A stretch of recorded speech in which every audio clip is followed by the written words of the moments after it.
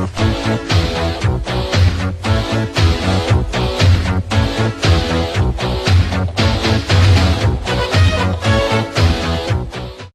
the Sandman, the Boogieman is a creature from our childhood. While the Sandman provides us a service by putting us to sleep, the Boogieman wants to scare us.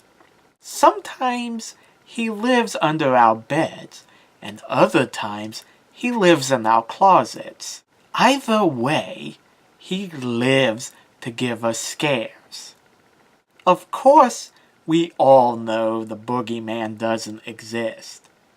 He is just something our parents made up so that we'd go to bed at night, right? Not according to Megan and Kenny Carter, a brother and sister who visits the Ghostbusters late one night. They offer every cent in their piggy bank if the Ghostbusters would get rid of the Boogieman from their closet.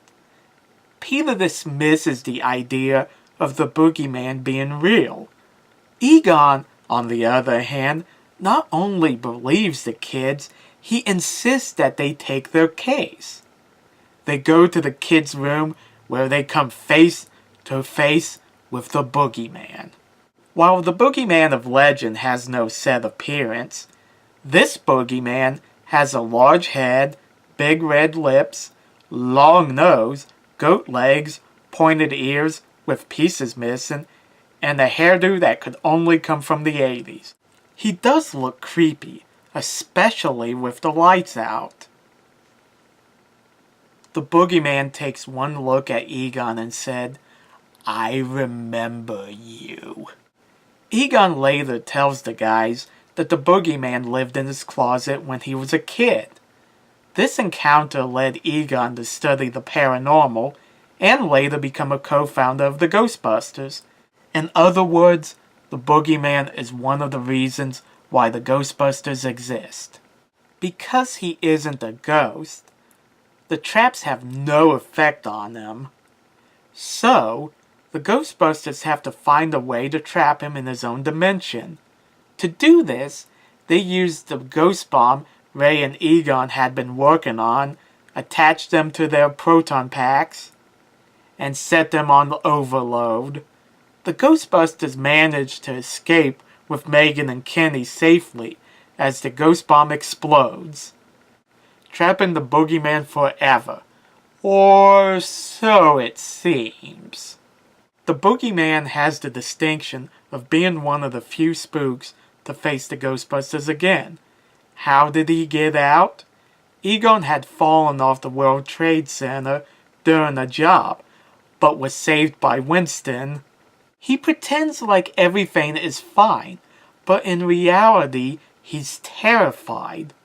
His fear becomes so strong that it gives the Boogieman the strength to escape. This time, he's not interested in scaring kids. No, he wants revenge on the Ghostbusters, especially Egon, for trapping him in the first place. Also, we get to meet the infamous Junior Ghostbusters for the first time. If you want to hear more about them, click the link in the description below. What makes the Boogieman a perfect villain for the Ghostbusters is that he represents the fear we've all felt as kids. Haven't we all imagined that there was somebody in our closets or under our beds? It makes sense for one of the Ghostbusters to encounter the Boogieman as a kid. Egon was the perfect choice. We normally see him calm and in control. The moment Kenny mentions the Boogieman's name, he becomes rash and impulsive. He was willing to go into the Boogieman's realm without a plan. Egon didn't even understand why Mr. and Mrs. Carter didn't believe them about the Boogieman. Peter, of all people, had to explain it to him. This shows how much the Boogieman spooked him as a kid.